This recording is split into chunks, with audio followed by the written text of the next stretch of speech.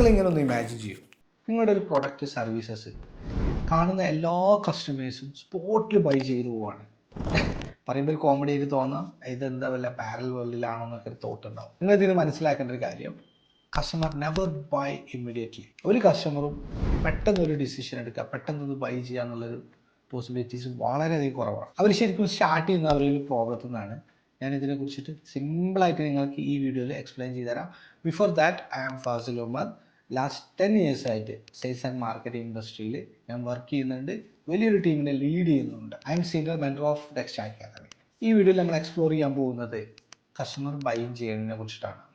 ഇതിൻ്റെ ഫസ്റ്റ് എക്സാമ്പിളിലോട്ട് നമുക്ക് പോവാം. നിങ്ങൾക്കൊരു പുതിയ ഫോൺ മേടിക്കണം എന്നുണ്ടെങ്കിൽ അത് നിങ്ങൾക്ക് കൃത്യമായിട്ടുള്ളൊരു പ്രോബ്ലം നിങ്ങൾക്ക് ഉണ്ടാകും. ഒന്നുകിൽ അതിൻ്റെ ബാറ്ററി ഭയങ്കരമായിട്ട് വീക്കാണെന്നുള്ള തോട്ട് ഉണ്ടാവും. ചിലപ്പോൾ അത് നമുക്കൊരു വീഡിയോ ഫോട്ടോസിൻ്റെ ക്വാളിറ്റി പ്രോബ്ലംസ് ഉണ്ടാവാം, അല്ലെങ്കിൽ ഈ ഒരു പ്രൊഡക്റ്റിൻ്റെ ഡ്യൂറബിലിറ്റി പെട്ടെന്ന് ഡാമേജ് ആവുന്ന ഒരു ഇഷ്യൂ, എക്സെട്ര എക്സെട്ര എക്സെട്ര. ഇങ്ങനെ ഒരുപാട് കാരണങ്ങളുണ്ടായിരിക്കും നമ്മൾ പുതിയ ഒരു ഫോൺ മേടിക്കാൻ പോകുന്നുണ്ടാവുക. നെക്സ്റ്റ് നിങ്ങൾ എന്താ ചെയ്യുന്നുണ്ടാവുക, നിങ്ങൾ ഈ ഒരു പ്രൊഡക്റ്റ് എവിടെ കിട്ടും, അല്ലെങ്കിൽ നിങ്ങളുടെ ഈ ഒരു പെയിൻ്റെ സൊല്യൂഷൻ നിങ്ങൾ കണ്ടെത്താൻ ശ്രമിക്കും. ഇതുപോലെ തന്നെ ഗൂഗിൾ നിങ്ങൾ ബെസ്റ്റ് ഫോൺ അണ്ടർ 12K അല്ലെങ്കിൽ 20K 50K എന്നൊക്കെ പറഞ്ഞിട്ട് നിങ്ങൾ സെർച്ച് ചെയ്യും. അങ്ങനെ നിങ്ങൾ ഒരുപാട് ഓപ്ഷൻസുകൾ കണ്ടുപിടിക്കും.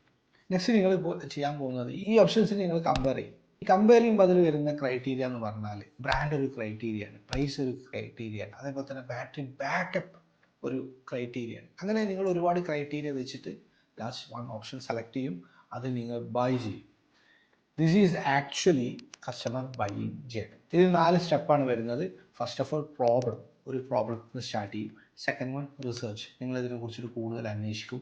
തേർഡ് വൺ കമ്പയർ, നിങ്ങൾക്കുള്ള ഓപ്ഷൻസ് നിങ്ങൾ കമ്പയർ ചെയ്യും. ഫോർത്ത് വൺ ഡിസിഷൻ, നിങ്ങളിത് ഒന്നെങ്കിൽ വെബ്സൈറ്റിൽ നിന്നോ അല്ലെങ്കിൽ വാട്സപ്പ് ത്രൂ അല്ലെങ്കിൽ ഒരു സ്റ്റോറിൽ പോയിട്ടോ നിങ്ങൾ ബൈ ചെയ്യും. അപ്പോൾ നിങ്ങൾ ഇതിൽ നിന്ന് മനസ്സിലാകേണ്ടത്, നമ്മളൊരു പ്രൊഡക്റ്റോ സർവീസസോ ബിൽഡ് ചെയ്ത് കഴിഞ്ഞാൽ സ്പോട്ടിൽ കസ്റ്റമർ നമ്മളെ കയ്യിൽ നിന്ന് മേടിക്കും എന്നല്ല, അല്ലെങ്കിൽ നമ്മൾ എന്തെങ്കിലും ഒരു ഓഫർ പുഷ് ചെയ്ത കസ്റ്റമർ ഓടി വരും എന്നുമല്ല.